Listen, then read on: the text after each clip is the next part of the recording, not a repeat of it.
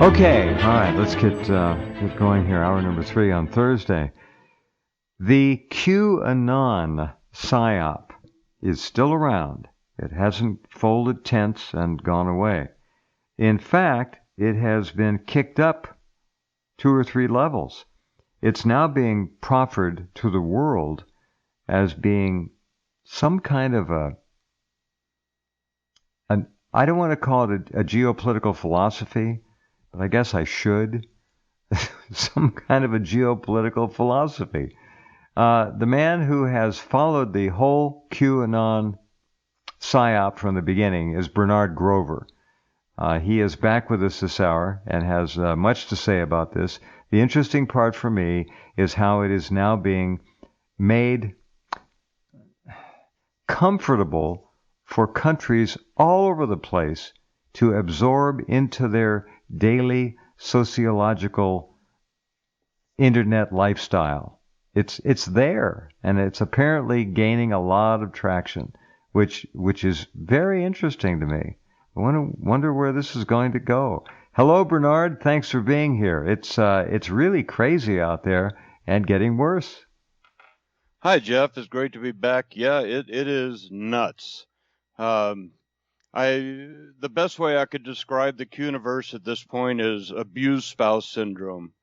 After 3 years, 4,736 drops, and now, 180,000 sealed indictments, and the only thing we've gotten out of this... 180,000 sealed. Well, that was last week. It may be more now. Well, sealed as in perpetuity. They're welded shut. I don't know. Apparently. How many of them have ever been opened? Any of them? No. Well, if you go by the list that gets passed around, none of them ever get open. They just keep accumulating. And, as I've mentioned before, these include everything, that juvenile cases, bankruptcies, anything that Right. is sealed by the court. So there's no way of telling what, if any of them, are even remotely related to this whole Very important. Very important. Thank you. They're using a number, a figure of indictments and other legal documents that are sealed, which may have absolutely nothing to do with Q or anything Q says. Any of the drops, none of it. We don't know because they're sealed. So it's a kind of a clever tactic when you think about it. Yeah, it's a form of it's a rallying point. Let's say that. And when I mentioned the abused spouse syndrome, no matter how many times Q is falsified, the Cuvians keep coming back for more. They seem to refuse to give up. It's always tomorrow, and there's always going to be the next big revelation that never comes. The biggest deal that's come out of 3 years of Q now is the Kevin Kleinsmith guilty plea. And that was it. This is a guy.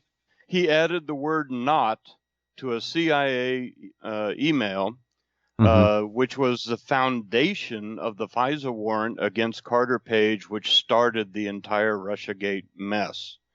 In other words, he was the one person that started it by adding one word to an email, and he got his wrist slapped and sent on his merry way. And that's the extent of everything we've gotten out of 3 years of waiting. I don't know. Either this is one of the most clever, ingenious psyops of all time, or somebody's just gotten really lucky. But it can't be that. It's got to be coming down from the deep state somewhere, somehow. Well, it has to be. It's much too effective. It's much too powerful. Right. Because there is this feedback loop.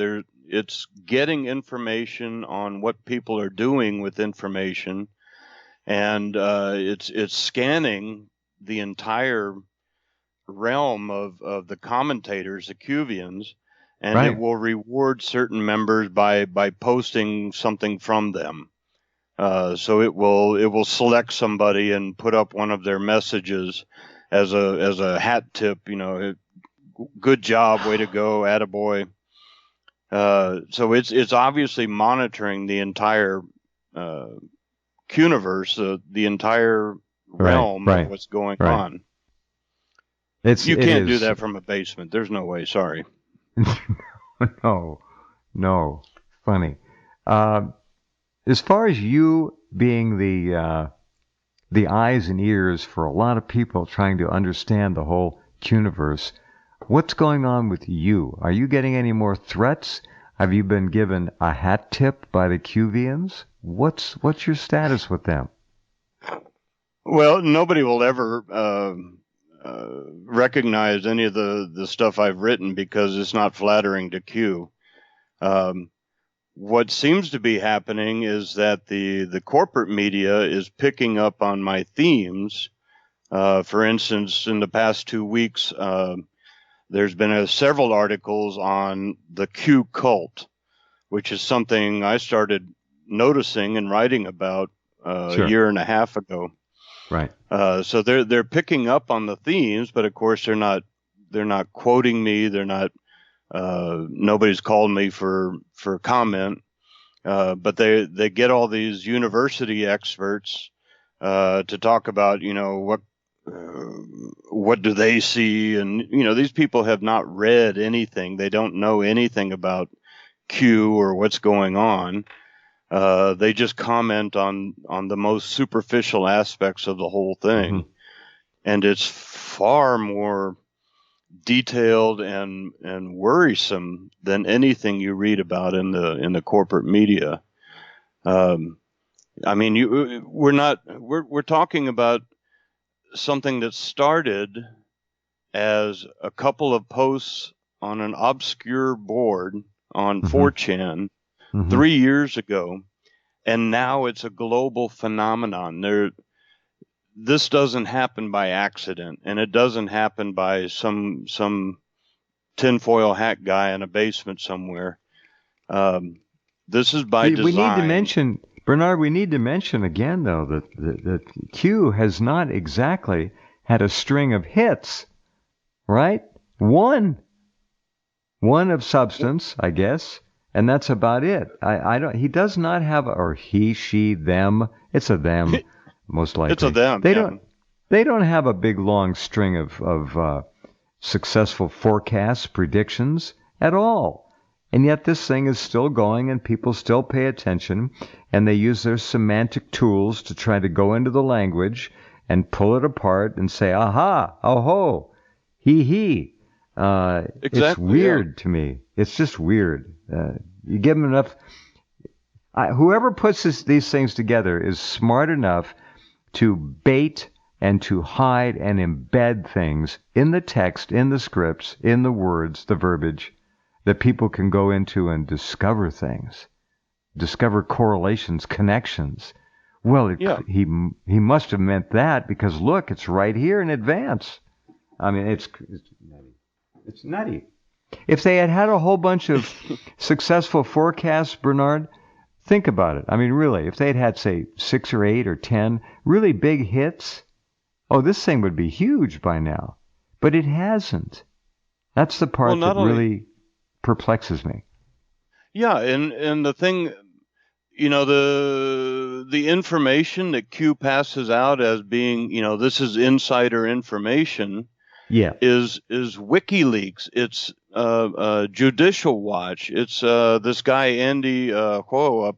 He's the up and coming reporter now. He's been outing Antifa up in Portland. Andy No. Yeah. NGO, I think he pronounces it. NGO, right. Or he spells it, Vietnamese, I believe. But really doing excellent work. He deserves the attention he's getting. Yeah. But all of the dirty work has been done by Julian Assange and by Tom Fitton and, dozens of people, dozens of Andys who are out there digging up the dirt. Q is not really telling us anything. It just keeps promising, oh, the next big boom, the next big drop of information is coming. D-class is coming. We're going to get all the inside dirt. And other than maybe a handful of documents that were given to Sidney Powell, who's defending Michael Flynn, there really hasn't been any insider information, D-class documents. There hasn't been any just eye-popping data that's been dropped on us, especially regarding any promises that Q has made regarding that. And we're supposed to believe that all these people are going down. I mean, the first Q post 3 years ago was Hillary Clinton's arrest is imminent. And she looks like she's perfectly happy to me. Oh, Peter yeah. Strzok is out on tour promoting his book. He doesn't seem the least bit worried. You're not going anywhere. This is all... I still don't understand where the meat is in this scam. It's bizarre because they've got nothing to look back on and point to by way of big revelations or successful forecasts, predictions. It just keeps going. Who cares? They've got nothing. So they get a lot of ink on the internet, certainly on social media. They've got their own sites, their own disciples. I just wonder, have you ever come up with the idea that some of the people who are running these drop sites and they aggregate the drops, if any of those people aren't possibly involved with this whole op at some point? Well, I would count them among what I call the apostles and acolytes, the inner circle. Right. They may have more information than the rest of us are aware of. Certainly, they would spend just as an example, in the past 2 weeks, Q has dropped, I think, 110 messages. And these aggregators have to run out there and pick all these things up and format them and put them on their sites. And the one that recently got attacked and shut down, qmap.pub, I mean, this guy had not only all the drops, but he had every tweet that Trump ever put out.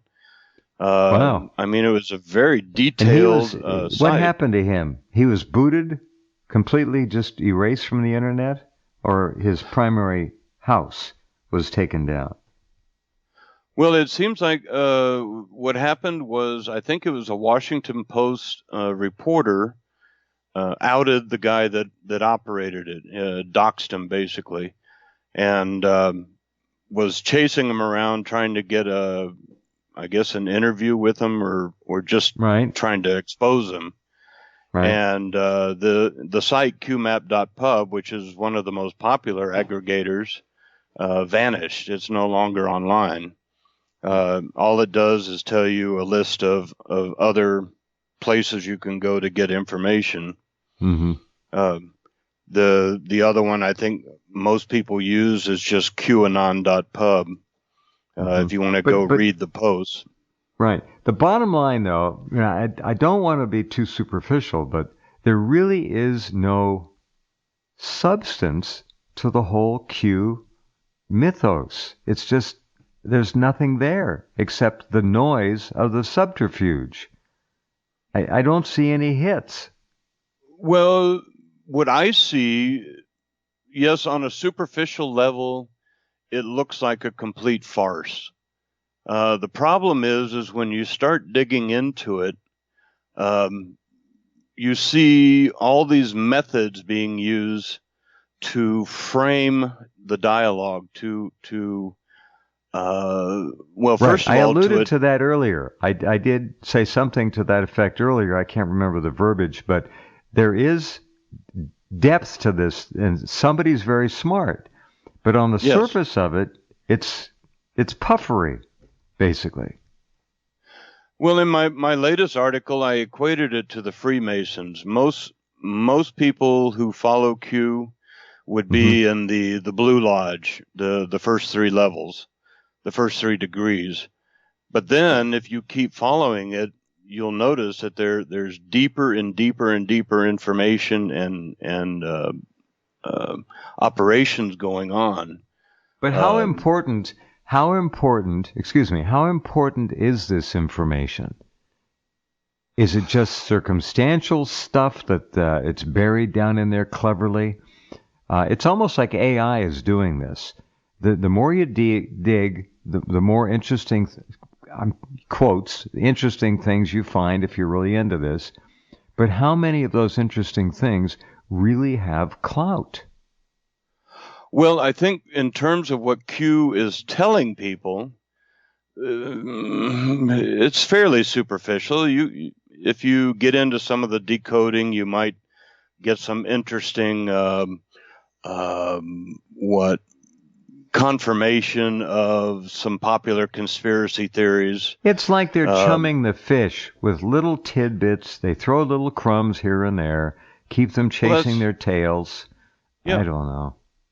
That's exactly right. But what's the most interesting aspect of this is not what we're getting, but what Q is getting. Because the information that Q is amassing on its followers must be astounding. So people are feeding Q insider information, tips, things like that, correct? So Q not is even in a direct manner. What they're doing is in their conversation about Q, the software that is Q can glean all kinds of information, both AI. on like who are the hubs for distributing information, who are the commentators, who are they connected to, who are those people connected to. Right. If you think about the FISA warrants, like the one they got on Carter Page allowed a 3-hop surveillance. So within 3 levels of relationship to Carter Page, they were able to surveil all electronic communications. Well, in a sense, that's what Q is doing, but it doesn't have a 3-hop limit. It can literally use every connection that every person who's involved with this. It's infinite. They can see where the hotspots are. They can find out who is interpreting what information in what way, who they're giving it to, how that information is affecting them. And that's just, on top of very basic marketing tools like, for instance, Facebook can map out where you go every day. They can predict your behavior. Even if you don't use the application, it's, Google does the same thing. They can figure out where you are at any time. They can see your habits. They know what time you're going to be at what place. They know what entertainment you like. They know where you like to eat. Wait till people get their Neuralink implants. They'll be instructing people on what to do, what to say, what to think, how to live. They'll have total Elon Musk control is getting us there faster than we can shake a stick at it. Yeah, it's only going to be 2,000 or 3,000, Bernard. I'm looking for a volunteer. We'll pay for it. Let's get somebody to get hooked up to that so we can follow and track it. That'd be fun. Have them on once a week. It'll Tell cost us a lot what it's more like, than $3,000 to Bernard. get me near that thing. Yeah, I'm sure it would. But look at all the millennials and Gen Z. Gen Z's got no hope for the future. Neuralink could, with proper marketing, and I think you're going to see some wizard-like marketing for this thing. Gen Z could go after this big time. Oh, sure. And I mean, this is the up and coming demographic now. People my age and are getting into the period where we're no longer interesting financially. We don't spend as much money on products as that's why they want to get rid of us. Of course, anybody over the age of 40 is what good are they? They want those people. Yeah, we don't follow trends or fads. We are pretty much locked into the products we like. Right, and we're smart. A lot of us are wise, and they don't like that either. See, that kind of wisdom is not what they want, and they know they just have to wait, and then we'll all eventually. Everyone's going to go, but they are going to mine the Generation Z zeros. I think like there's no tomorrow. they're going to go after them, and they're going to respond. Well, they're going and to wear when you that think about it, implant as a badge of honor. You watch. sure, I believe and it. when you think about it, they're the ones that adopt the technology that you and I look at and go, no. But the Correct. 20-somethings are the ones, oh, I want that. They're going they're going to line up around the block as soon as he's already halfway to FDA approval. Okay. Mm-hmm. They're halfway. So yeah, he's got a couple more years probably, but certainly. I'll bet they fast track it. I forget what it was. The term I had it, but no, it's been given a fast track status already. Like it's a breakthrough technology. They're smiling fondly on it already. Mm-hmm. Yeah, and they're already primed. They've grown up with the technology you and I witnessed in its infancy, and to them it's perfectly normal. It's exactly the way the world should be. I still marvel at things like cell phones, because in 1980, when I was backpacking around the world, I had to go to telegraph offices to make a long-distance call. Mm-hmm. It was a huge deal. And now you and I are speaking halfway across the world as if we're next door to each other. Right, exactly. All right, hold on a minute, and Bernard and I will be right back. Another half an hour to go. Stand by. Okay, welcome back.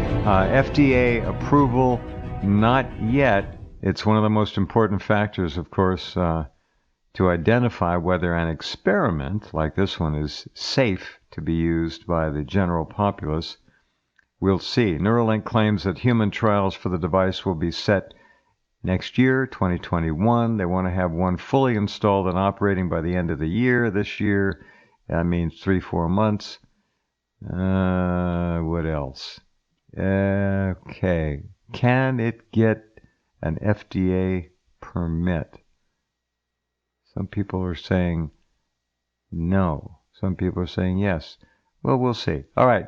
Back to the universe of Q.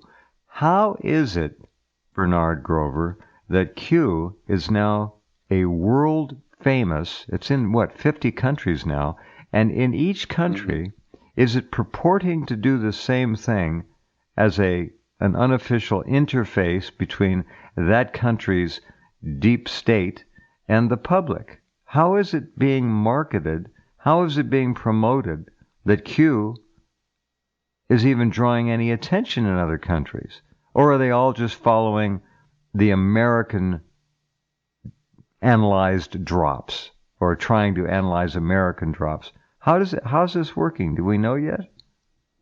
Well, that is an excellent question, because what's happening is that Q is promoting itself and Trump as being saviors. They're going to save the world from planetary saviors, vast corruption. Yes. They're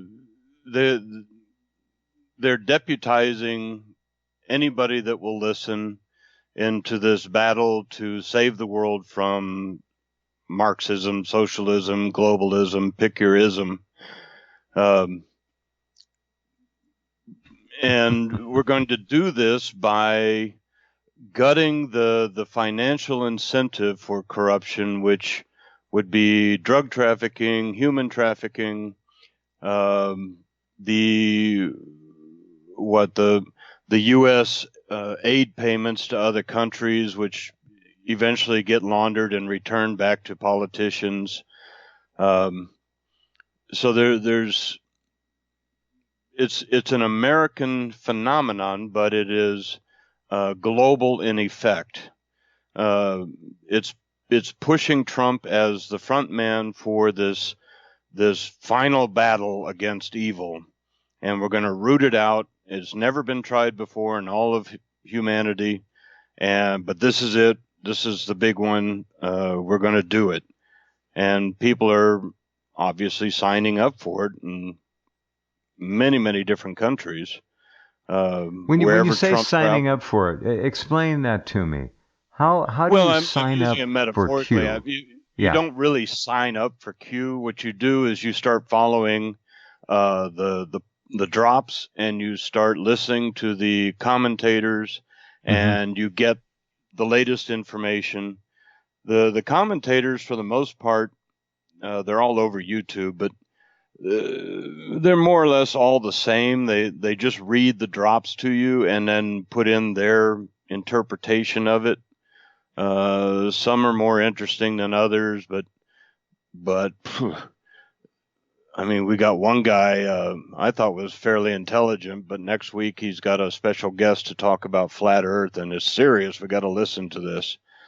And it's like, good Lord. Is this a Q official position, or is this guy just using his Q platform to throw the flat Earth out? Oh, he's using his Q platform, but the whole thing promotes the idea that just about any conspiracy theory you can imagine is valid and is worth listening to. And I'm not against conspiracy theories. I certainly have. Hell, the world is run by conspiracy. Come on, now all we Sure. are is conspiracy researchers. We're not theorists. I don't make this stuff up. I'm just trying to figure it out. Well, and the term was invented to Yeah. shut people up about JFK. Yeah. There were in the 60s, there were thousands of people who were not buying the Warren Report, so the media had to create a term that would blacklist anybody that didn't believe the Warren Report, and that's where conspiracy theorist comes from. And it's effective. Nobody wants to be labeled a conspiracy theorist, but in fact, world is a conspiracy. It's conspirare, meaning to whisper together. It's it's everywhere. It's been all through history. All right. But the interesting thing. Go ahead. Well, it's just the interesting thing is that what Q is doing is pulling in the Judeo-Christian tradition by quoting Bible verses, by constantly using the term God wins. Everything is God, country, and Trump, and it's as much a religion as it is a political movement, as it is an information movement. It's a complete all-in-one package that if you buy into it, you are essentially joining a religion. It is a cult. I don't use that word lightly. One of the telltale signs of a cult is the development of a persecution complex. So, Q is constantly saying, we're under attack. Trump is under attack. You are under attack. And, for all I know, Q is the one that sent out agents to shut down QMAP just to show that, hey, we're under attack. And what that does is rally the troops. It gets them to circle the wagons. It's an instinctual thing in human beings, is whenever you're under attack, the men stay home or they all gather around the women and children. And, it's as old as human beings themselves. But it's this connection to religion blended with politics. It's a theocratic, geopolitical philosophy. It's all things to all people. Is that what you're saying? Exactly. Well, I still want to know how you can get anything that you want out of it. Yeah. Okay. I still want to know how it applies to somebody in Argentina or France. What's the spin on it? Is it all basically through the varying layers of carefully constructed little crumbs? Is it all still pointing to, as you said, Donald Trump, support America, and we'll save the world? Is that the message here? That's the message. In a broader sense, it's promoting nationalism as opposed to globalism. Well, we like that. We like that. That's good.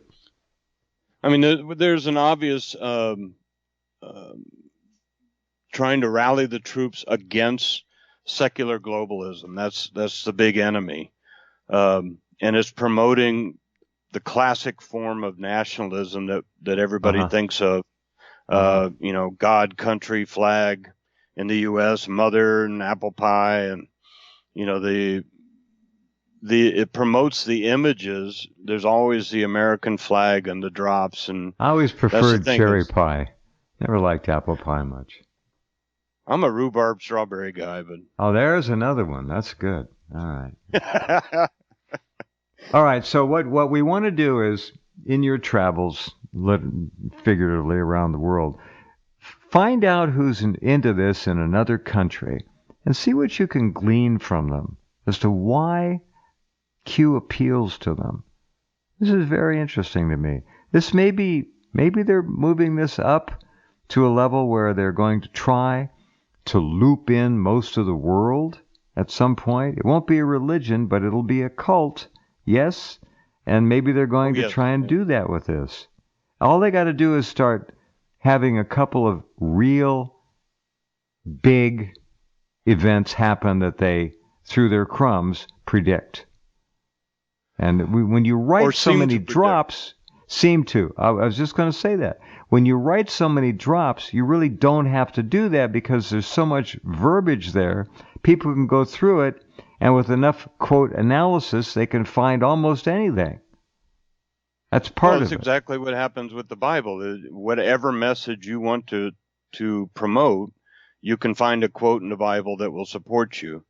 And this is similar with 4,700 some odd drops. There's something in there for everybody. And that's the broad appeal of it, is I think everybody, at least in the real world out here with us normal folk, we're all concerned about the loss of our culture and traditions and worried about unfettered immigration and things like that. So when you get this apparent movement that's centered around the President of the United States with this secret back door where you can get information that nobody else has, right, and is promoting nationalism, culture, tradition. It's promoting what we might think of as an old idea, but it is the alternative to secular globalism, which is no borders, open immigration, and a central government. But to me, in effect, Q is promoting a central government, but arranged differently. Same pieces, different arrangement. And I mean, even if you think about it, when the Catholic Church ruled Europe, you had nations and you had sovereigns and you had different cultures, languages, traditions, but they all served the Catholic Church. So in a sense, that was a global system in that it controlled the entire continent and sat like a layer over the top of all the nations. And if you think of it, that's exactly what this is trying to conceive, is all these nations that are more or less independent, have their own cultures and languages and protect their borders. But over the top of that is the layer of action where the power is. And that's really the primary difference between that and what we call secular globalism, which is a centralized authority and there is nothing else. There are no borders. There's no controls. Everybody is gray-skinned and all traditions and cultures have been wiped out and everybody is just the same. Pretty disgusting. Either way, I don't like it either way. I don't want, I don't even like national governments. I prefer no, because they don't really council. represent the people. I like national cultures, national histories, natural customs, but national politics, it's all the same. The same people own it all, worldwide, except for North Korea, Iran, and Cuba. It's all Well, owned by and the they're same coming people. around slowly but surely. Well, But I've come lived around in or be 6 made countries. to come around.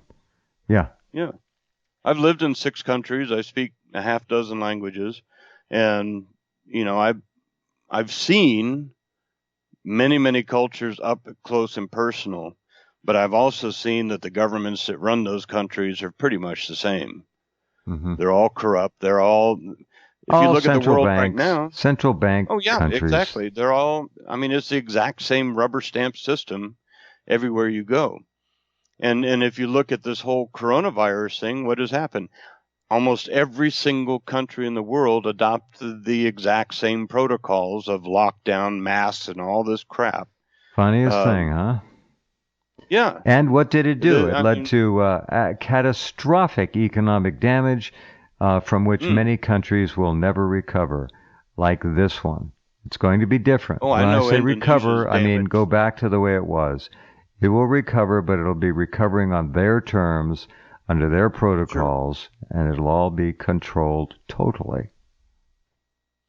Well, what is this doing but driving everybody online so that everything we do, every purchase, you have to use your credit card or your digital currency, and you buy everything online, and there's no personal transactions at all. It's worse than cradle to grave. I've expanded this. It's pre-cradle to grave now, because I think they're going to be doing a lot of things with the unborn to influence them with RF, with all kinds of things. It's happening so fast now that Orwell, I think, would be amazed if he were here. He'd be astounded. He couldn't imagine the technology. And as much as we know about the technology, it's 30, 40 years further down the road. And it depends on which discipline you're talking about and trying to analyze, but they're way ahead than what they let out and let on about. So, well, and in terms of technology, I've always found Huxley to be more intriguing and certainly more predictive of where we are technically. And even he would be amazed at where we are now. He'd be stunned. There's a very good interview with Huxley and Mike Wallace you can find on YouTube. Oh, yes. You look. I lived right next door to highly recommend. He lived right next door to where I did, but he moved 2 years before I moved in. He was right there in Santa Barbara. He was oh, wow. Very. Wish I had known, but anyway, he was gone. But yeah, Aldous Huxley. Very good point. Okay, so this thing is going global. Are you seeing any evidences that it's being intentionally pushed globally, or has it just become an icon of curiosity for different countries?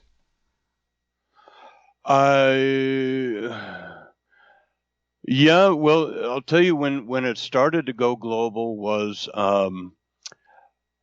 several months ago, probably December or January last. Q posted a bunch of videos from people all over the world saying, where we go one, we go all. And then later, I think the last time we talked, I mentioned that Q had posted the military oath of office and was deputizing people. And again, it posted videos from people all over the world saying repeating the oath of office. So it's definitely U.S. centric, but it is promoting itself as a worldwide movement to end corruption, to be the final battle between good and evil, and God wins. So, okay, well, let me go back to my earlier question. Does that mean, let's just take Argentina. Let's say there's a Q movement in Argentina.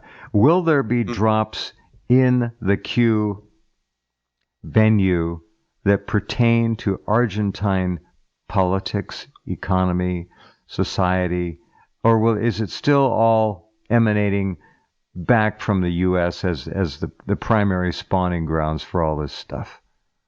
Are they going to put teams in each country to custom tailor make the Q drops for that country? That's a better way to phrase it. I haven't seen any evidence of that. The thing about Q is that it only posts on one board on Akun.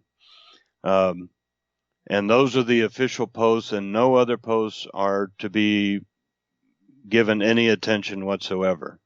And Q is the only member of that board, is the only entity that can post on it. That's it. That is the official Q drop.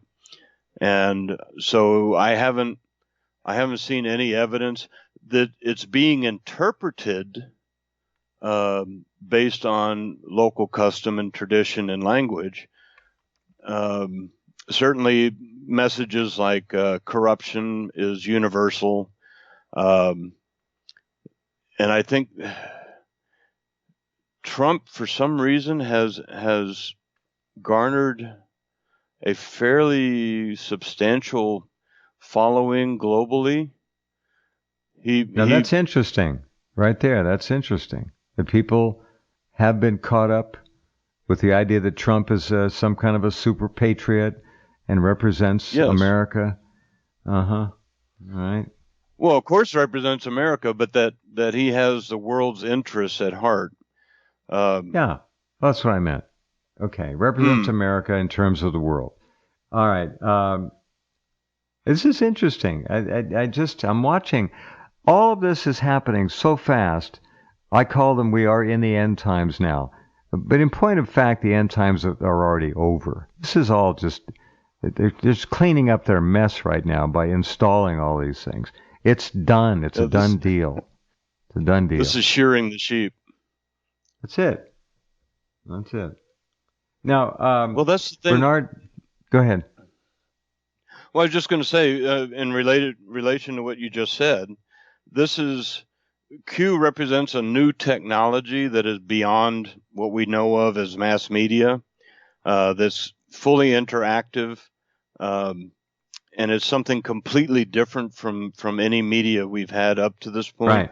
And it's still in its nascent form, but it's growing, obviously. Well, the idea it's being that adopted worldwide. It challenges people to go in and try to make something out of these drops, and it's kind of like a 3D crossword puzzle of the mind. Mm-hmm. How's that? The example I used recently was the alien message in the movie Contact, where it was like layers and layers and layers, but you had to visually align certain icons, and it created a 3D image out of all this layers of information, and that's really the way Q acts. It's very similar to that. Has Q matured, changed, become more refined, shown anything that's really different in the last year? Is it changing? Well, certainly a long time ago, I pointed out that Q was using a technique called corporate voicing, in which the way things were written appeared to be from different individuals. One of them I called the general. One of them I called the who was it? The marketer, the cheerleader. There were different voices. Now it seems to have merged into a single voice. And it's gotten less, what's the word? Less instruction. Well, no, it's not less instructional. What's the word I'm looking for?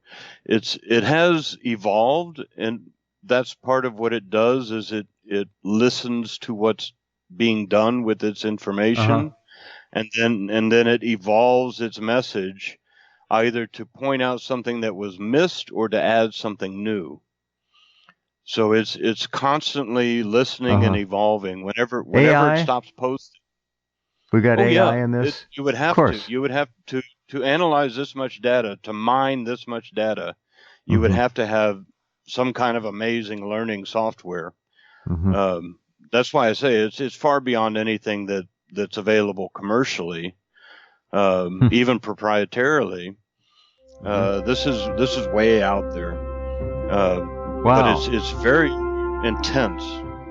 Well, thank you for your update.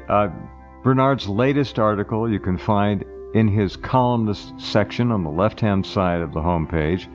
Is called White Lies, Damn Lies, and Statistics. Very good article. All right, my friend, we'll stay in touch. I wonder where this is going to ultimately end up. You and me both. I wonder. Yeah. Okay. Thanks a Good lot, job, Jeff. I Bernard. appreciate it. You betcha. Take care. All right. You too. Bernard Grover, the man, and a lot of people watch his analyses of Q all the time. Okay, Friday, tomorrow, and oh yes, that young man named Mark who was on for an hour last week, the UFO experiencer, and his wife Phyllis from New York. I think it was New York, yeah. They'll be on tomorrow night for 2 hours, so don't miss it. Talk to you then.